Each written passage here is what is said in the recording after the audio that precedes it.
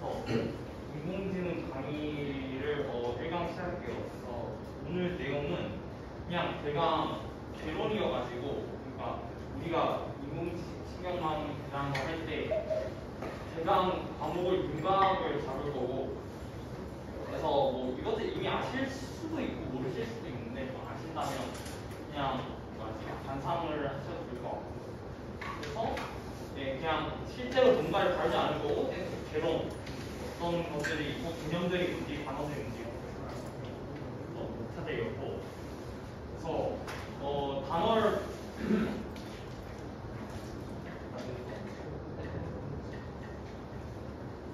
외워줄까요?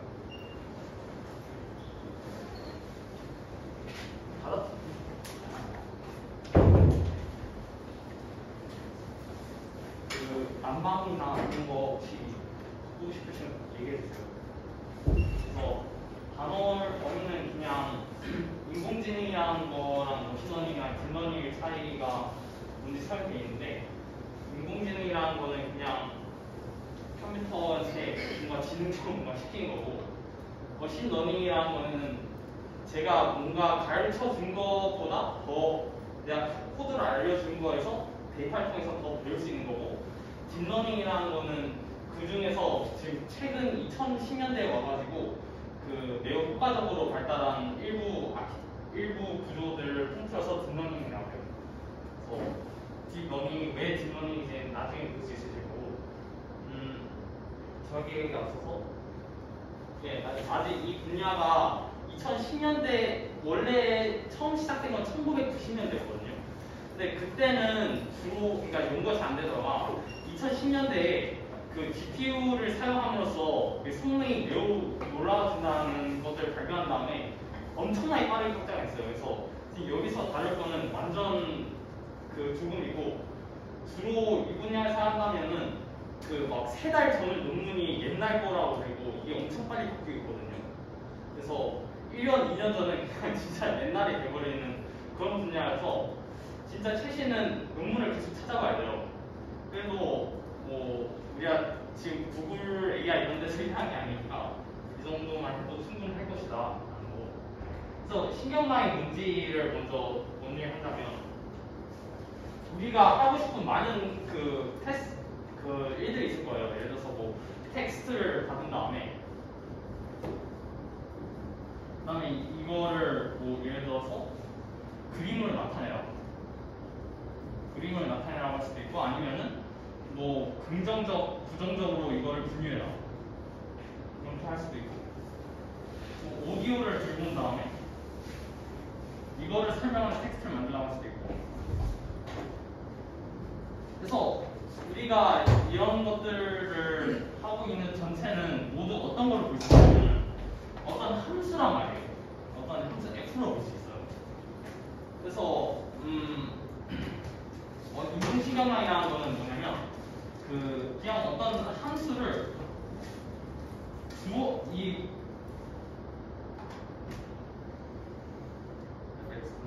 요거 데이터라고 하거든요. 이런 것들을 보고 이 함수 f를 배우는 그런 거라고 생각하면 돼요. 그래서 입력에 대해서 적절한 출력을 내놓는 함수이다. 그래서 이런 데이터를 보고 이 현재 있는 이 인공신경의 함수를 계속 변형을. 이동률이 있어?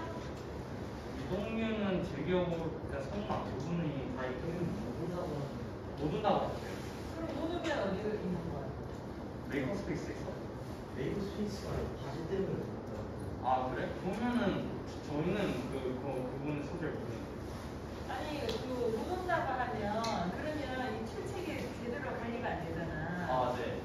저희한테 6시 반이 넘게 넘어서 알려줘가지고 저희 방금 나왔어요. 그럼 지금 현재 어디 있나 한번 물어봐. 그리고 일단은 와서 출첵을 하고 뭐 움직여야 되는데 이렇게 되면 혼선이 생겨갖고 벌점 들어간다. 잘못하면 우리가 그러니까 이동윤이 벌점을 받게 된다고. 아 네. 그거는 저희가 원하는 저희가 확인해서 알려드릴게요. 지금 어디 있는지 확인해보고. 네. 어디로 연락드리는 건가요? 자습실에 계시는 선생님한테 일단은 말씀을 드려요. 네. 사과문하고 이렇게 일반하게 해주시고 네. 나중에 해달라고. 그래서 이 함수를 저희가 알고 있는 건 아니잖아요. 이런 복잡한 함수들 우리가 뭐 식으로 알고 있는 건 아니고 우리가 유일하게 알고 있는 것들은 그러니까 매우 많은 양들을 이 각 점들을 알고 있단 말이에요. 그래서 뭐 이렇게 치자면 뭐 함수가 이렇게 있을 때 우리는 얘네들만 알고 있다. 이게 이제 현실인 거고. 그래서 신경망을 가지고 이 점들 보고 이 선을 그리는 거고. 그래서 이거를 업데이트하는 자세한 방법을 설명을 여기서 안 하고 있는데 지금은 안 할 건데 그냥 얘 어떻게 하냐면은 이 함수 x가 있는데 각 이 x1에 대해서 y1의 정답을 알고 있잖아요. fx1을 넣어가지고 y1과 비교를 합니다. 그래서 얘들 차이에다가 어떤 이 얼마나 다른지에 대한 함수를 입히거든요. 그걸 손실함수라고 하는데, 그래서 그냥 거리일 수도 있고, 아니면 좀 더 복잡한 걸 수도 있어요. 근데 예를 들어서 이 경우 같은 경우에는 제가 이 점을 넣었을 때 여기가 나와야 되는데 여기가 나왔어요. 함수 f 저희가 가지고 있는 f는 여기를 예측했어요. 그러면은 얘랑 얘 사이에 이것 값을 오류라고 잡으면은 이 오류를 최소화하는 방법으로 이 신경망을 세입합니다. 그래서 이거를 매우 많이 반복을 하면은 이제 저희가 모르는 예시에 대해서 넣었을 때 그 출력이 실제 우리가 원하는 거랑 매우 비슷하게 나올 수 있다고 생각하는 거죠. 그래서 특징은 요즘 이 머신러닝 특징은 엄청나게 많은 데이터를 가지고 있어요. 진짜 이게 큰 회사들만 할 수 있는 이유가 몇 테라바이트 단위로 몇 엑사바이트 거의 그 정도로 인터넷에 있는 텍스트를 그냥 다 긁어와가지고 챗GPT 아시잖아요. 그것이 인터넷에 있는 텍스트를 그냥 다 긁어와가지고 대부분 위키백과뿐만 아니라 다 긁어와서 그걸 다 분열시킨 거예요. 그래서 그런 특징이 있다. 그래서 이제 자세히 이게 함수를 바꾼다는 게 함수라는 게 엄청나게 많은 종류가 있잖아요. 그러니까 생각하실 수 있는 거는 인공신경망이라는 게 함수긴 함수인데 이 함수를 어떻게 나타내냐는 게 이제 질문일 수 있죠. 그렇죠? 그러니까 수학적으로 이 함수를 어떻게 나타내냐. 그거를 어떻게 생각할 수 있냐면 함수는 매우 종류가 많잖아요. 무한하게 차원으로 생각하면 무한하게 차원이 많단 말이에요. 푸리에 빅수 같은 거 배워보셨어요? 네, 그러니까 푸리에 빅수 같은 경우 보면 각 진동수마다 각 숫자가 이렇게 바뀔 수 있고, 그러니까 무한하게 많은 방법으로 이게 함수가 바뀔 수 있단 말이에요. 그런데 우리는 컴퓨터에서 무한한 연산을 하지 못하므로 f를 바꾸는 건 유한하지만 엄청나게 많은 값을 사용해서 해요. 그래서 그것들을 파라미터라고 하는데, 그러니까 이 파라미터 T1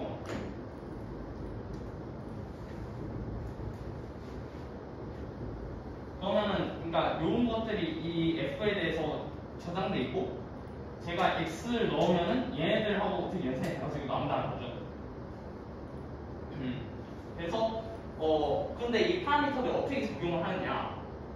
그래서 여기 있는데 여기 이제 예시 데이터랑 예상 출력을 이렇게 예상해야 된다고 써요. 근데 그래서 여기서 제일 간단한 예시는 함수를 어떻게 나타낸 거냐면 두 가지 파라미터를 나타낸 거거든요. T1, T2, X에 대해서 이거를 이제 T1X, T2를 이렇게 나타낸 거예요. 자, 계속 보는데 여기 나만 꺼도 되죠? 쓰신 분? 쓰신 분 없죠? 그래서 이 경우 같은 경우는 그러니까 숫자 두 가지로만 이 함수를 생각했던 거예요.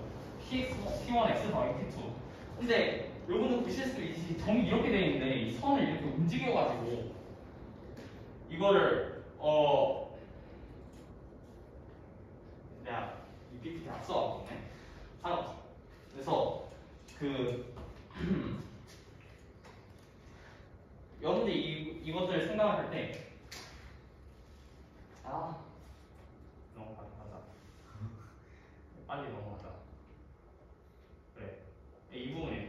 그래서 봐보세요. fx가 제일 간단한 꼴은 이 파라미터 하나를 그냥 없애는 거거든요. 그러니까 그냥 p1x라고 이렇게 하는 게 이게 제일 간단한 예시예요. p1x. 이걸 이제 선형획이라고 하죠. 만약에 제가 여기다 t2까지 더하면 여기 그럼 이제 원점을 안 지나도 되니까. 그래서 이걸 이제 선형획이라고 하는데 여러분도 볼 수 있듯이 이거는 그 너무나도 그 단순해요. 그러니까 이것만 가지고 그 함수를 이런 곡선 같은 거를 제대로 모델링 할 수가 없어요. 그래서 이걸 어떻게 해결하느냐? 이거 어떻게 해결하냐면 그 f에다가 그 p2 일단 요거를 잠시 생략하면은 이거는 이런 함수란 말이에요. 자, 그럼 제가 이런 함수를 여러 개를 갖다 붙여도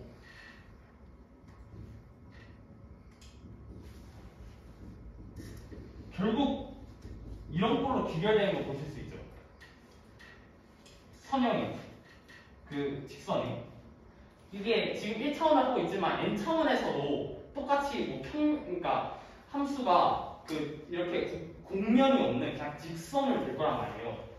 이렇게 그냥 p1x를 하면은 그리고 수식을 생각해 보시면 아시겠지만 이 p2를 한다고 쳐도 이렇게 이것들을 계속 합성해 나간다 해서 이게 달라지는 게 없어요. 그냥 숫자만 계속 다를 뿐이지.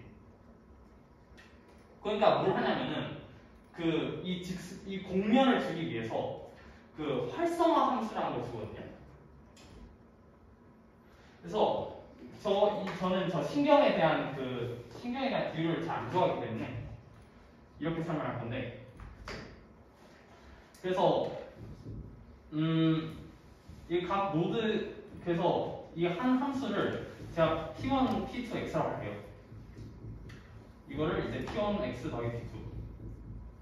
자, 입력이 x로 들어가서 p1랑 p2라는 값들이 있고, 이것도 이제 저희가 데이터를 보고 숙련을 시킨 값이란 말이에요. 그다음에 이게 이제 p1x 더하기 p2로 나온단 말이에요. 근데 자, 이것들 제가 여러 개 갖다 붙여가지고 아까 첫 번째 보셨던 그것처럼 여러 개 갖다 붙여가지고 할 건데, 문제가 제가 아까 말했듯이 이렇게 돼 있으면은 이걸 아무리 많이 갖다 붙여도 어쨌든 그냥 이런 꼴 하나예요. 그냥 이런 꼴 하나가 되는 거예요.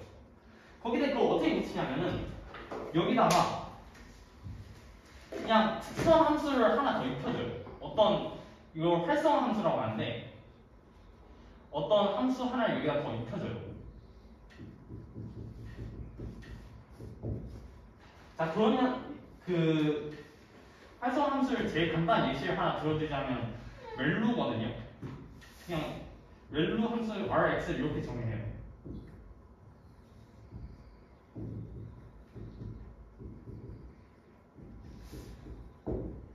자, 그러면은 자, 그러면은 이렇게 돼 있으면은 이걸 여러 개 많이 합성하는 게 차이가 날까요? 이 경우에 차이가 나죠. 왜냐하면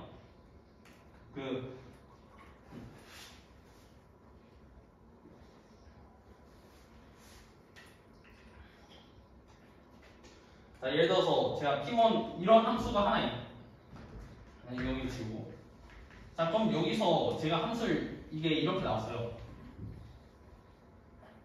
이렇게 나왔단 말이에요. 그러면은 이거를 또 여기다 보내면은 여기는 또 뭐 어떤 함수가 있냐면 뭐 이렇게 됐단 말이에요. 아닌가? 이렇게 된 것이다. 이거를 그러면 얘네들 합성한 것 자체는 아까 우리가 그러니까 점점 그 복잡해지시는 걸 볼 수가 있어. 보이세요? 점점 복잡해질 수 있다는 걸. 그래서 그 선형성이라고 하는 거를 뭐라고 하냐면 선형성이라고 하는 것을 x 더하기 y가 lx 더하기 ly 뭐 lax가 alx 이런 성질 우리가 만약 이 R을 안 입혔다면은 이게 이런 성질을 가졌었단 말이에요. 그러니까 평면이라고 생각하시면 돼요.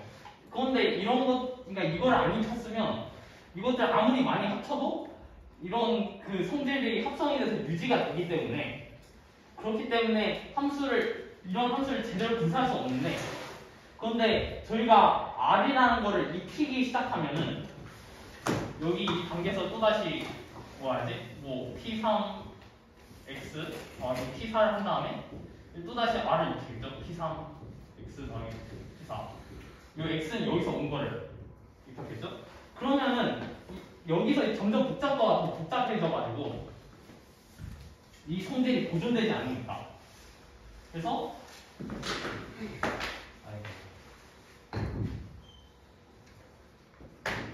대강 어떤 느낌이 될 수 있냐면 막 이렇게 가는 이런 직선들을 그리게 될 수 있어요. 그리고 여기 살성 함수가 다른 것들도 있고요. 시그모이드라고 하는 이 함수는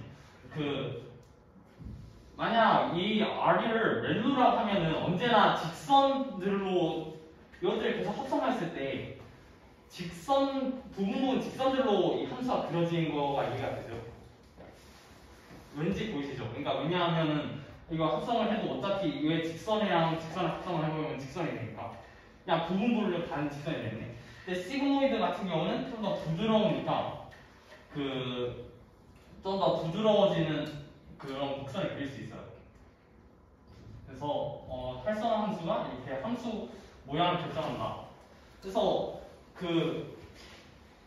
제가 이런 함수들 피팅을 할 때 그 함수들을 데이터에 맞출 때 많은 파라미터들을 어떤 꼴을 함수를 정하냐면 fx를 이 지금 제일 간단한 예시로 하면 제일 간단하지 않지만 그냥 r p3 r p1 x 더하기 p2 p4 그렇지. 그러니까 이게 지금 두 개짜리거든요. 그러니까 저희가 업데이트 함수를 계속 바꾼다고 했을 때 그거를 어떻게 바꾼다는 거냐면 f를 이런 꼴을 함수에 고정을 해놓고 이 숫자를 p1, p2, p3, p4를 이 오차에 따라서 계속 바꿔주는 거예요. 근데 이 p1의 지금 이 경우에서는 p가 1에서 4까지만 있지만 현재 지금 최신 모델들은 이런 숫자들이 10억까지 이상입니다. 그래서 GPU들이 막 돌아가면서 엄청난 양의 데이터에다가 오차를 계산하면서 이 10억 개의 숫자들을 계속 업데이트를 합니다. 그래서 그 숫자들을 모아둔 거를 모델이라고 해요. 그래서 활성화 함수도 있고 그래서 시그모이드랑 렐루가 있는데 여기서 퀴즈를 하나 내보자면 어느 게 더 좋아 보여요? 여러분이 이런 걸 만든다고 쳐요. 어느 게 더 좋아 보여요? 둘 다 각각의 경우에 따라 장단점이 둘 다 각각의 경우에 따라 장단점이 이거는 언제 좋을 것 같아요? 이거는 출력값이 0에서 1 사이에 딱 들어가야 되죠. 그리고 이거는 막 더 큰 출력이 있을 때도 좋을 것 같다. 근데 사실 이것도 그러니까 더 큰 것들을 출력할 때 쓸 수 있긴 한데 이게 더 유리해 보일 것 같죠.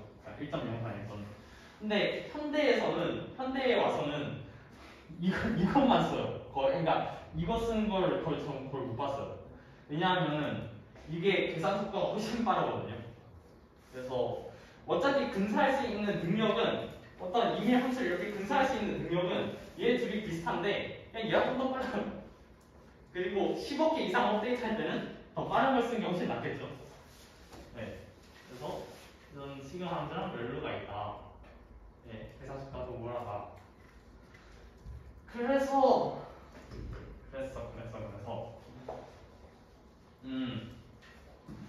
제가 이렇게 그림 그렸듯이 합성함수를 통해 가지고 이런 각각 파라미터들 있는 것들을 이렇게 해요. 해가지고 구성시켜가지고 이런 함수를 구성을 해요. 그래서 그러면 모델을 더 크게 할 수 있는 방법은 뭐가 있냐면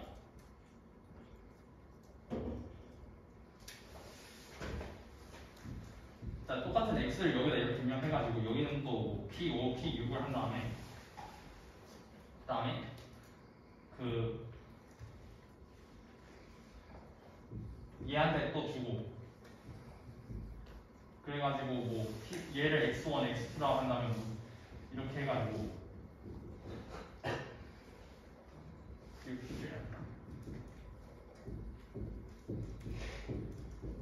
그래서 이렇게 합성을 하는 방법이 보이시죠? 이렇게 한 줄이 여러 개 있어도.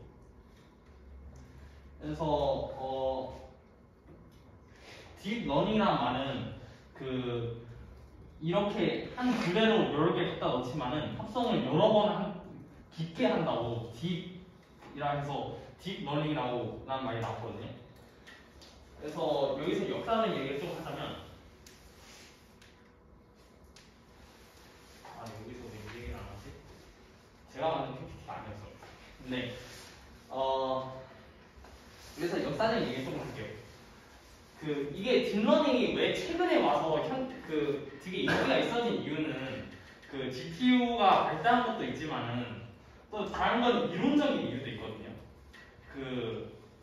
사실 이론에 따르면은 이거를 이 동그라미들 있잖아요. 각각 함수들을 여러 개 합성할 이유가 없어요.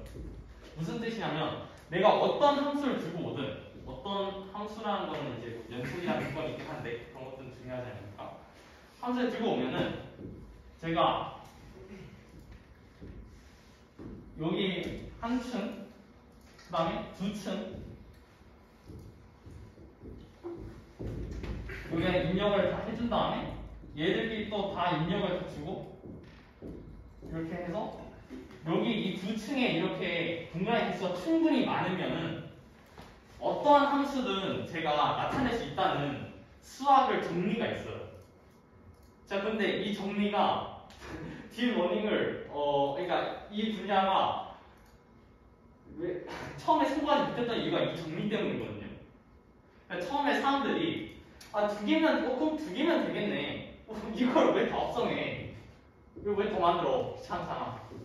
그래가지고 이 두 개만 가지고 실험했단 말이에요. 근데 잘 안 나왔어요. 그런데 최근에 와서 이걸 추가를 해보니까 이게 되게 잘 된다는 거죠. 6개, 7개, 뭐 더 많게, 10몇 개, 몇십 개 막 추가를 하니까 이게 잘 된다는 거죠. 그러니까 이게 왜 그런거 하니 이렇게 두 줄로 하려면은 제가 필요한 이 파라미터 개수가 함수가 복잡해지면서 복잡해진다는 건 이제 입력 차원 같은 게 늘어나면서 필요한 이 바꿀 수 있는 값들 개수가 지수적으로 늘어나요. 그런데 이제 그거를 간과했던 거죠. 그래서 여기서 우리가 얻어야 되는 결론은 살짝 이론적인 것도 중요하지만 실제로 뭔가 해보는 것도 중요하다. 네, 그런 것들이 있습니다. 그래서 이걸로 돌아오자면 레이어가 이렇게 겹쳤어요. 그래서 이게 실제로 해보면 성능이 훨씬 좋습니다. 무한히 또 엄청 많이 겹치면 더 안 좋은 문제가 있긴 한데 그건 나중에 얘기하고 지금 여기서 또 얘기를 하네요. 진성.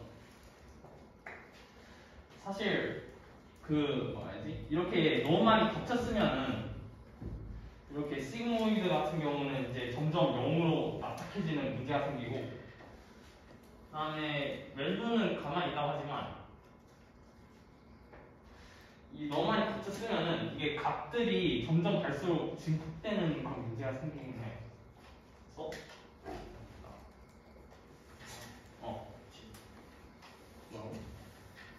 질문 좀 받나? 질문을 받자는 의견인데 질문해주세요. 제 질문을 안 하는 이유가 질문 잘 안 하더라고요. 그래서 질문을 있으시면 해주세요. 뭔가 제가 설명을 잘 하지는 않았을 것 같거든요. 그러니까 이해가 안 되신 게 있으면 빨리 질문해주세요. 이 단어가 뭔 뜻이죠? 네. 그러니까 다중층이라는 게 이 레이어를 여러 개를 넣는다는 거. 네. 그러니까 처음 얘기한 함수를 네. 여러 개 이렇게 세로로 놓는 게 그게 다중층이라고. 그러니까 이게 살짝 언어인데 이거를 한 층에 한 개씩 놓기는 좀 뭐하지? 팀이 약하니까 여기 한 층 여러 개를 놓거든요. 그래서 이 한 단계 전체를 그냥 한 레이어라고 불러요.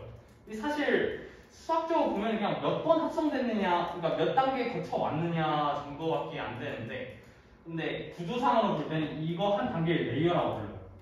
그래서 다중 레이어라 하는 거는 이 합성되는 정보가 점점 많아진다 라는 뜻이고요. 여기 입력값, 여기서 출력된 값들이 또 일로 이렇게 나와서 합성돼가지고 계산돼서 이렇게 가는 거죠. 이해되셨나요? 네, 질문. 네. 근데 넘어간다는 게 네. x값이 입력값으로 다시 넘어가는 거죠. 네, 입력과 얘가 출력이 여기 다시 입력으로 넘어가는 거죠. 합성이 되는 거예요. 네. 그러면 그 합성이 되면서 함수가 업데이트되는 거예요? 그러니까 함수를 바꾸는 것 자체는 여기 각각에 저장되어 있는 숫자들이 있을 거 아니에요. 이 숫자들이 이거 값들을 계산될 때 쓰이죠. 그러니까 저가 아까 같은 예시로서는 얘는 이제 x를 받아들이면은 여기 자식 안에 t랑 q가 저장돼 있어요. 그래서 r, px 더하기 q를 내놓는단 말이에요. 그러니까 업데이트를 한다는 거는, 정보를 업데이트한다는 거는 t랑 q를 바꾼다는 거예요. 네. 네. 지금 함수가 여러 개 있잖아요. 네. 한 층에 그러면 네. 맨 마지막에는 출력될 때 값이 여러 개니까. 맨 마지막에는 원하는 거에 따라 다른데, 주로 그냥 이거를 한 개로 다 합쳐가지고 주로 이렇게 해결을 해요. 그래서 하나 더 이렇게 가지고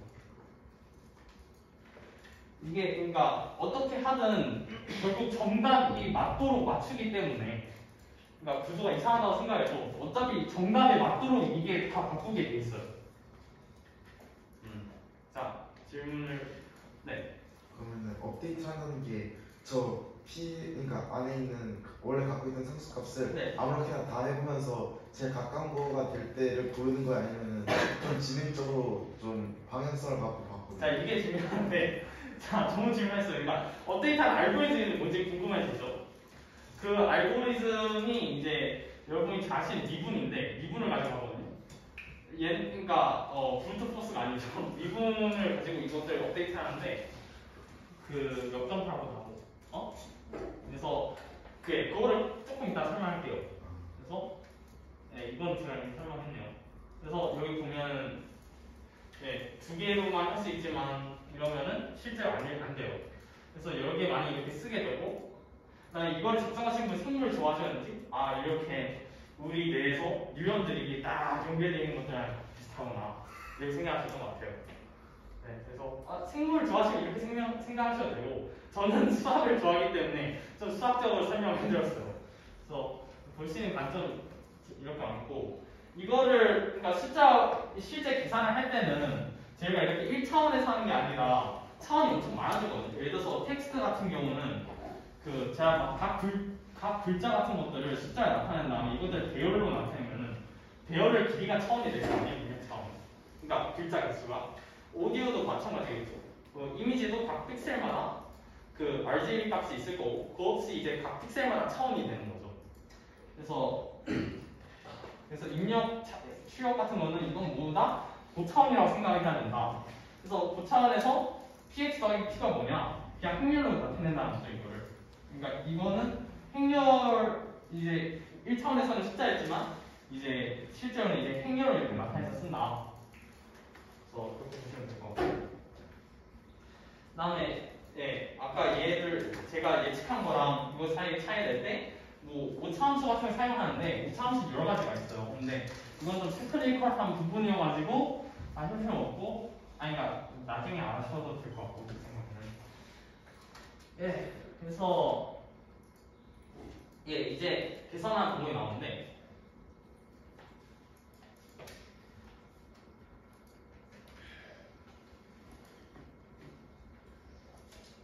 이제 합성함수 미분법이에요, 이게. 결국 다 내려가거든요. 그래서 이거가 이제 벡터 프로게이션이라고, 실제로 이 데이터에 맞게 이거를 모델을 파라미터 파라미터들을 숫자들을 업데이트하는 과정인데 어떻게 하는 거냐면 결국은 이게 다 설명하는 건 그냥 이거예요. 제가 모델이 있는데 그냥 하나만 들고 오고 x가 있어요. 그러면은 자, 그 다음에 제가 이거랑 이제 입력이랑 그 뭐지 출력이 있겠죠. 출력이랑 이것들 사이를 오차를 계산할 거예요. 로스라고 하는데 이거는 그냥 쉽게 생각해서 얘네들이 서로 가까우면은 점점 0이 가까워지고 서로 다르면 더 0보다 계속 커진다. 그런 함수라고 생각해 주시면 돼요. 그러면은 저희가 뭘 하는 거냐면 이거를 계산을 하는 거예요. 미분을 합니다. P1에 대해서. 그래가지고 이것을 가지고 P1을 업데이트해요. 이것이 이제 점점 줄어든 방식으로. 그래서 여기 이제 도식으로 설명이 되어 있는데 이게 그 오차예요. 그리고 오차. 그리고 제가 이제 하나 업데이트하고 싶은 이 값이 여기 있어요. 그래서 이거를 이제 미분을 계산합니다. 미분을 계산을 어떻게 하느냐? 그 컴퓨터 프로그램에서 그것도 이제 중요한 부분인데 좀 설명의 테크니컬 좀 복잡하고 이것도 그러니까 자동 미분법이라 해서 컴퓨터 프로그램에서 코드를 만들 때 그 코드에 미분이 되도록 내장을 하게 그러니까 미분을 할 수 있도록 그 각 함수 연산 같은 거에 그게 내장이 돼 있어요. 그래서 그걸 자동 미분이라 하고 아무튼 미분할 알고리즘 컴퓨터에 있습니다. 그래서 이거 미분을 한 다음에 이게 적당한 이 알파라는 값을 곱해준 다음에 그거를 이제 그 원래 있었던 이 P1에서 빼줘요. 그래가지고 그거를 다시 P1에다 넣습니다. 그러면은 이게 점점 그러니까 이게 이제 저희 모델이 있는 위치고 그다음에 이거는 로스 함수겠죠. 로스 함수 그러니까 모델이 얼마 이렇게 바뀌면서 이 로스 함수가 점점 줄어들어서 0으로 간다. 라는 게 이제 그래서 이 미분값을 통해서 그 최소값을 찾는 이 방법이 이제 경사방법이라 해요. 이 알파라는 게 이제 미분값에 대해서 이 모델을 얼마나 업데이트할지를 조정하는 상식인데 이건 최소값을 찾는 알고리즘에서 제가 여기서 이제 미분값을 찾아가지고 그러면 이쪽으로 이동해야 된다는 걸 알았어요. 그런데 이쪽으로 이동한다고 알았는데 얼마나 이동할지를 정해야 되잖아요. 그래서 거기다 그냥 어떤 함수 알파를 곱해줘가지고 그래서 그거를 동시 이동을 하는데 알파가 너무 크면은 예를 들어서 알파가 너무 크면은 여기서 너무만 이동해서 이렇게 해가지고 여기로 간 다음에 여기서 또 이렇게 가야 돼서 이렇게 가야 돼서 이렇게 한 다음에 이제 튕길 수 있다는 거죠. 이거는 이제 알파 너무 배우는 알파가 너무 작으면은 너무 느리게 그러니까 도달을 하는데 너무 느리게 수령한다는 문제가 있어서 이걸 적당히 잡아야 된다. 그리고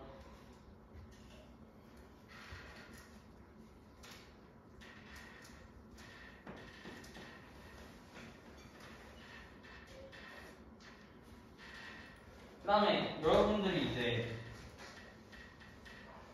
미분을 아시겠죠 아마도. 그러니까 이제 들 수 있는 생각은 그러니까 이렇게 미분을 해가지고 최소값을 찾으면은 이런데 멈추는 거 아니야? 이런데 그냥 멈추겠네 모델. 그러니까 여기서 더 이제 확장을 그러니까 더 개선을 못한다고 생각하실 수가 있죠. 근데 이것들을 이제 해결하기 위해서 여러 가지 방법들이 나왔는데 또 초반에 AI가 2010년대 아니 1990년대 이럴 때는 이런 것들 때문에 그냥 딥러닝 이건 안 된다. 이 테크닉들이 그냥 줄거도 안 된다. 이런 통설이 있었어요. 그런데 그게 이제 실제로는 아닌 거죠. 지금 잘 되고 있으니까. 그것들이 알고리즘의 개발도 있었는데 또 그 당시 또 실험을 제대로 안 해본 문제도 있었고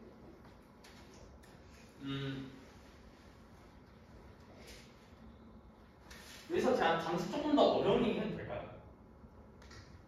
네. 괜찮으시겠어요? 네, 조금 이 PPT 없는데 좀 재밌는 얘기 해볼게요.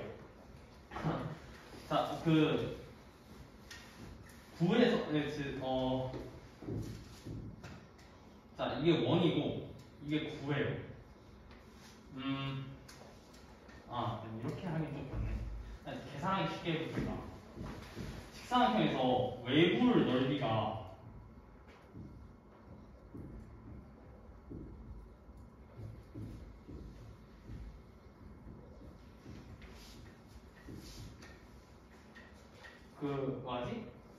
이 적당한 어떤 상수 알파에 대해서 여기 정사각형이나 정육면체나 아니면 이제 이건 3차원이고 2차원이고 우리 딥러닝에서는 차원이 엄청 커질 거예요. 이미지 같은 것들은 몇 픽셀이 엄청 많으니까 n차원에서 뭔가 이런 게 있겠죠. 그리고 여기서 이렇게 자릅니다. 여기 잘라요. 그러면은 이 잘라서 여기 경계면을 넓이하고 부분하고 이 경계면 부분하고 전체 부피의 B를 계산을 해보시면 이게 n이 점점 커지면은 경계의 질량이 훨씬 더 유의미해진다고 알 수 있어요. 이거는 등기급수랑 비슷한 꼴이 돼가지고 확인하시 간단하게 생각합니다. 거기에서 왜냐하면 이게 이제 비율이 일정하게 점점 줄어들 테니까 이거는 1로 고정되어 있는데 그래서 차원이 더 커지면은 이 바깥의 질량이 고정이 되잖아요. 그러니까 이게 어떻게 보일 수 있냐면은 n 차원에서는 n이 커지면은 제가 여기 서 있을 때 갈 수 있는 방향성이 엄청나게 많아요. 그러니까 뭔 뜻이냐면 이 로컬 미니마라는 거는 갈 수 있는 방향 모든 방향에 대해서 이게 갈 수 있는 모든 방향에 대해서 이게 막혀 있어야 되잖아요. 네? 계속 해야 되죠. 그래서 차원이 점점 커지면은 이게 갈 수 있는 방향이 훨씬 더 많아지기 때문에 이 로컬 미니마라는 게 생기기 되게 어려워져요. 이해되셨나요? 진짜 휴지스틱하긴 한데. 그래서 요즘 제가 머신러닝이 n이 엄청 커진다고 했잖아요. 이게 오히려 좋아진 거예요. 어떻게 보면.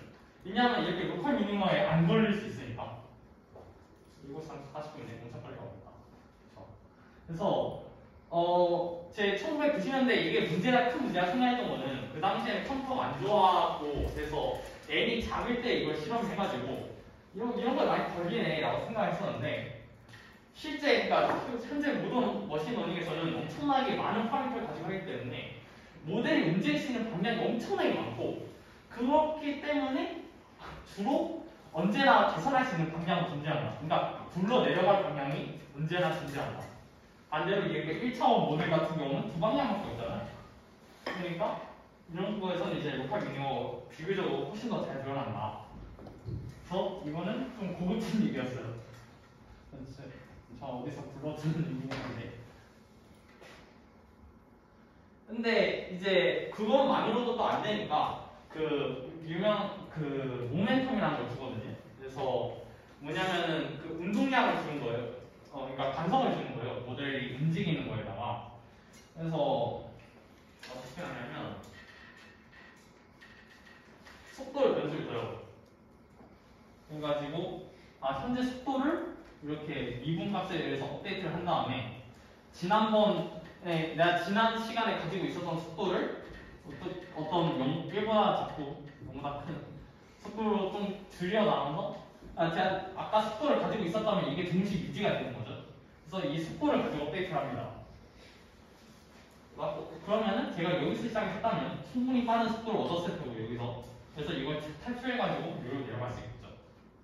그래서 이게 모멘텀이고 이걸 주로 여러분이 개발하실 필요는 없어요. 실제 코딩을 할 때 이런 이제 작업을 옵티마이저라고 하는데 이것들이 이미 아주 잘 구현이 되어 있기 때문에 지금 현재 있는 트리 알고리즘들은 이것뿐만 아니라 알파를 지금 우리 모델이 어떻게 움직이는지에 따라서 이 알파를 딱 조정을 해주거든요. 어댑티브라고 하는데 그런 느낌들을. 그래서 어댑티브 뭐였더라? 모르겠다. 그래서 그 최적화하는 알고리즘이 아담 알고리즘을 주로 많이 써요. 그래서 아담 알고리즘 논문 찾아보시면 이거에다가 이제 좀 더 뭔가 식이 많거든요. 그렇게 어렵진 않으실 수 있으니까 하고 싶으면 찾아보시고 아담 논문을. 그래서 이런 것들은 주로 코드가 여기 써져 있습니다. 근데 이렇게 속도 상수나 러닝 웨이트를 이렇게 조정을 해줄 수가 있다. 그래서 얘가 이렇게 최적화가 된다. 미분값을 사용해서. 근데 저 미분값을 어떻게 구하냐? 그것도 이제 질문이 되는 거죠.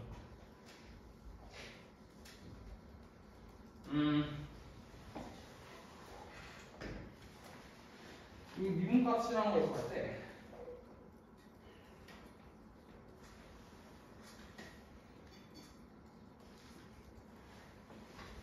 그냥 시간이 좀 많은데 그냥 여기서 그 역점파 알고리즘 다 설명을 할 수도 있고 어떻게 할까?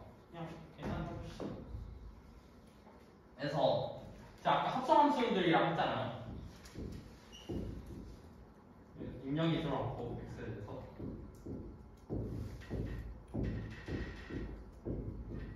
그리고 얘랑 이제 실제 이거랑 차를 계산해가지고 로스가 나왔어요.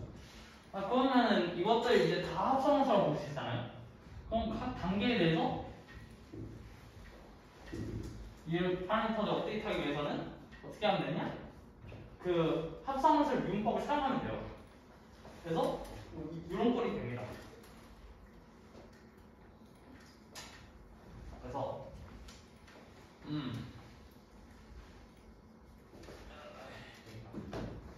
그래서 이것들이 이렇게 정파가 돼가지고 로스가 계산이 되는데 그것들을 반대로 합성함수 미분법을 사용하면은 여기 보시면은 이거 반대로 이렇게 계산이 되는 거 볼 수 있어요. 꼭 반대로 할 필요는 없는데 왜냐하면은 그 언제나 그러니까 레이어 앞쪽에 있는 파라미터들은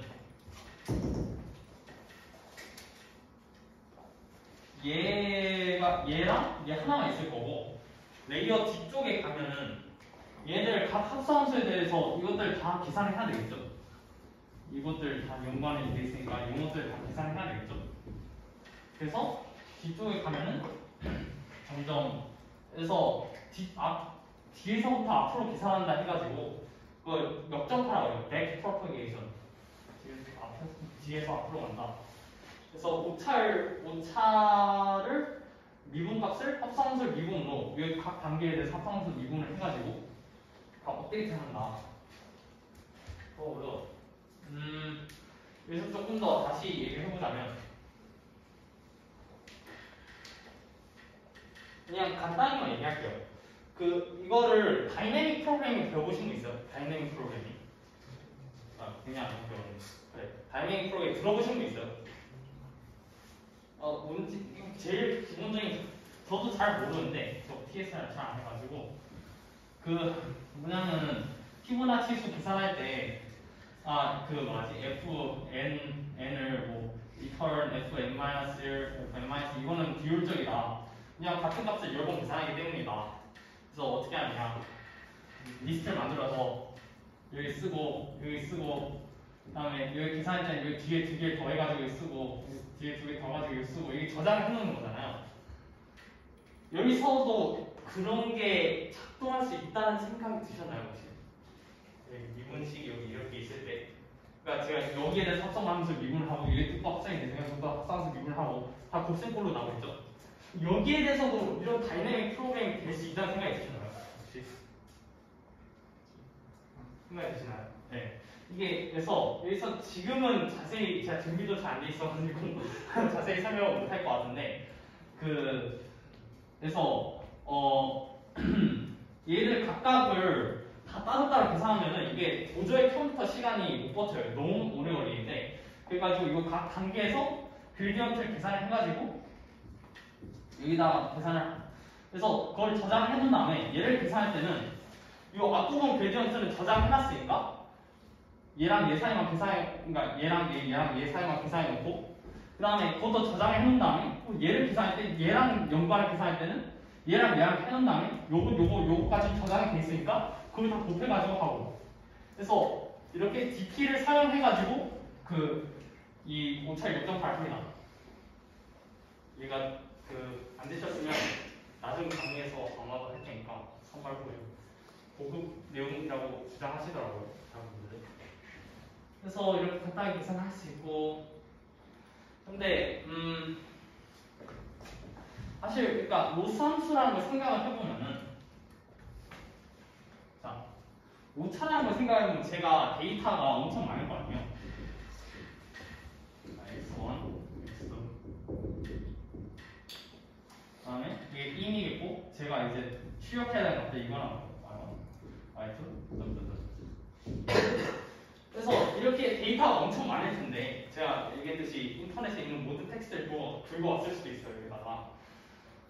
자, 그러면은 오차라는, 그러니까 저희가 지금 최적화하고 싶은 거는 엄밀하게 얘기를 하면은, 이래서 이 전체 인까지 있다 하면 로스 모델, 아니 파라미터들 그냥 다 P로 묶어놓읍시다. X, I, 그 다음에 Y, I. 이거겠죠? 근데 이거를 언제나 계산할 수 있는 거는 말도 안 되잖아요. 말했듯이 인터넷 정글 텍스트를 들고 왔어요. 그러면은 제가 이거를 한번 업데이트 할 때마다 여기서 여기 이걸 한번 할 때마다 인터넷 정보 이걸 다 돌려봐야 됩니다. 그건 아닐 거 아니에요. 판분의 내기 공분일 어쨌든. 그래서 주로 어떻게 하냐면 스토캐스틱 그레디언트 디센트라고 하는데, 말은 어려운데, 그러니까 뭐냐면은 각 단계에서 여기서 임의로 랜덤하게 샘플링을 한단 말이에요. 어떤 개수 n개를 x1 xn y요 y 이렇게 샘플링을 해가지고 이거를 가지고 하는 게 아니라 그냥 요 작은 예를 들어서 n개만 가지고 합니다. 이거를 이제 실제 미분값이라고 그러니까 얘에 대해서 미분한 걸 실제 미분값이라고 생각을 하는 거예요. 그러니까 근사라고 볼 수도 있고 어떻게 보면, 근데 현실적으로 이렇게 할 수밖에 없는 거죠. 그 다음에 이렇게 하면 또 좋은 점이 뭐가 있느냐? 이렇게 하면은 이거를 가지고 저희가 업데이트를 하면은 모델이 저희가 가지고 있는 데이터에만 맞출 수가 있거든요. 그러니까 저희 데이터에서 어떤 특정한 패턴이 관찰이 된다면 뭐가 있을까요?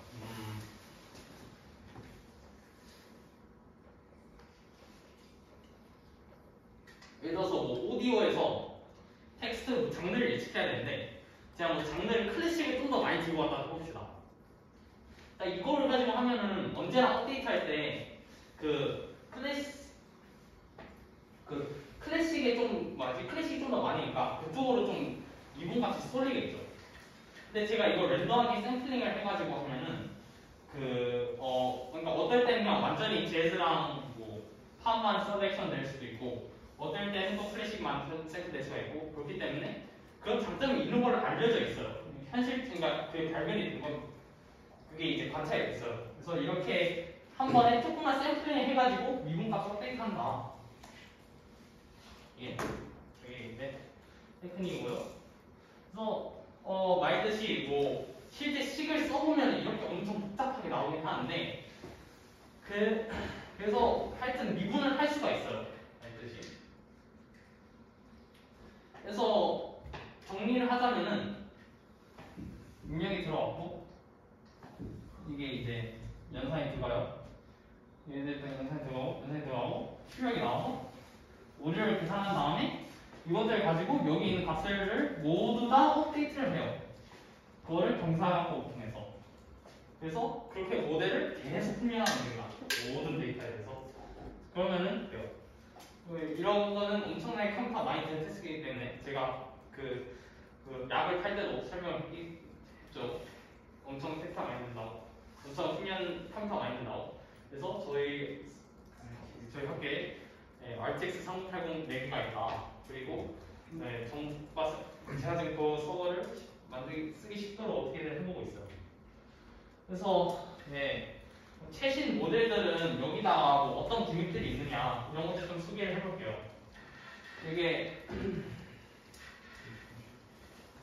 이게 여러분이 이제 스테이블 디퓨전이나 미드전이나 또 뭐 있지? 모르겠네. 그런 거 요즘 유명한 달레이 2? 뭐 아무튼 요즘 유명하죠.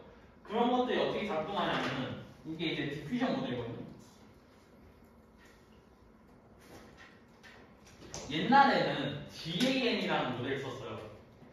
GAN은 뭐냐면 모델 두 개가 있어요.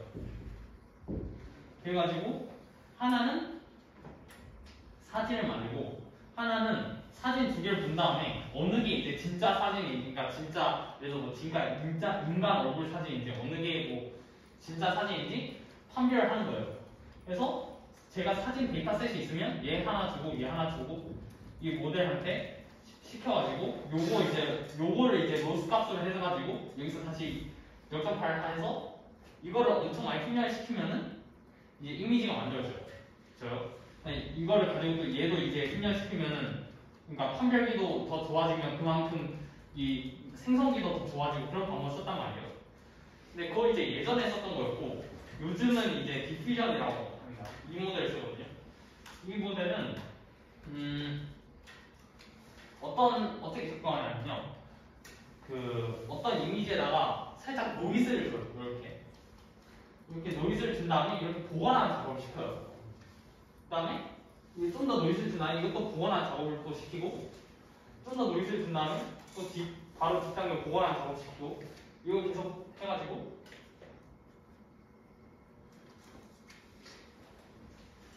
근데 이제 각 단계에서 그 이 이미지가 뭘 설명하는지 텍스트로 정보를 준단 말이에요. 이 각 단계에서 해독을 할 때. 그래서 이렇게 그걸 알아볼 수 없는 수준까지 갔을 때 이걸 다 해독할 수 있게 만들어줘요. 네. 그 동영상 꺼진 소리 나는데 괜찮은 건가요? 성훈아. 안 보셨는데? 잘 되고 있어요. 다행이네. 성훈아, 너 듣고 싶어? 조심히 말해줘. 잘 되고 있었다니까. 어쩔? 그래서 이거를 진짜 이런 거 안 들어보고 싶은데구나. 저 원래 안 그래요. 그래서 그래서 또 제가 생성을 하고 싶을 때는 노이즈를 이렇게 그냥 아무 정보도 없는 노이즈에다가 제가 텍스트 데이터를 준 다음에 해독을 시키고 그 다음에 이걸 계속 다시 역점화 시키면은 제가 이미지를 생성할 수 있다는 겁니다. 그래서 이게 그거요. 이게 왜 이거보다 좋다고 알려졌냐면 이거는 살짝 뭐라 해야 되지? 제가 텍스트를 주고 뭔가를 생성하고 시키기가 어려워요. 이거는 이제 해독 단계에 제가 텍스트를 주면 되는데 이거는 어떻게 하면 될까요? 그거 안 해도 얘기 설명해 주세요. 네? 저에 텍스트랑 그거요? 그러니까 여러분이 뭐라 해야지? 불을 뿜고 있는 용을 사진이라 하면은 불을 뿜고 있는 용을 사진을 어떤 텍스트 모델이 있어요. 이게 숫자를 변환해 주거든요. 그 숫자를 그러면은 이 모델은 이 숫자랑 이 노이즈를 가지고 이 조금 복원된 거를 만들도록 훈련되어 있는 거예요. 그걸 계속 해줘서 여러분 원하는 사진이 나옵니다. 그래서 이거는 훈련을 시킬 때 좀 이게 게임이잖아요. 어떻게 보면은 이 모델들이 서로 뭐라 해야지? 서로 짜고 친다던가 그런 일들이 발생하는 경우도 있거든요. 그래서 이거는 이제 이거는 이제 좀 시대에 뒤쳐졌고 이게 이제 최신이다. 그 다음에 RNN 이제 순차적인 데이터를 처리해야 될 경우가 많아요. 예를 들어서 텍스트는 순차적이죠. 여러분이 돈을 많이 벌고 싶다면 주식별 데이터도 순차적이죠. 시간에 따라서. 그래서 이건 옛날에 있었던 모델이거든요.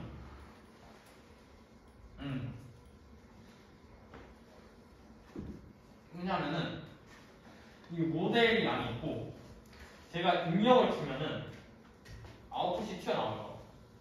그 다음에 이 아웃풋에 그 입력된 값과 아웃에 따라서 로스도 있지만 이 입력된 값에 따라서 자기 자신이 업데이트가 돼요. 그래서 잘 설명해야 되는데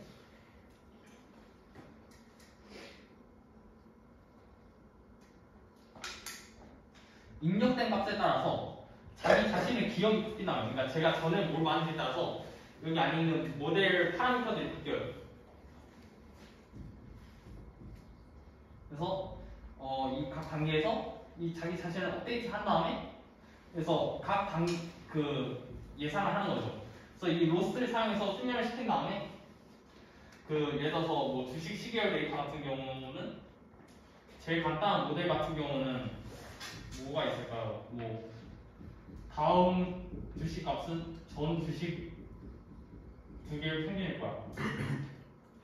아니면은 그래도 바로 준게 영향을 더 많이 주지. 이래가지고 이런 것들을 훈련시킬 수 있는 모델이라 생각하시면 돼요.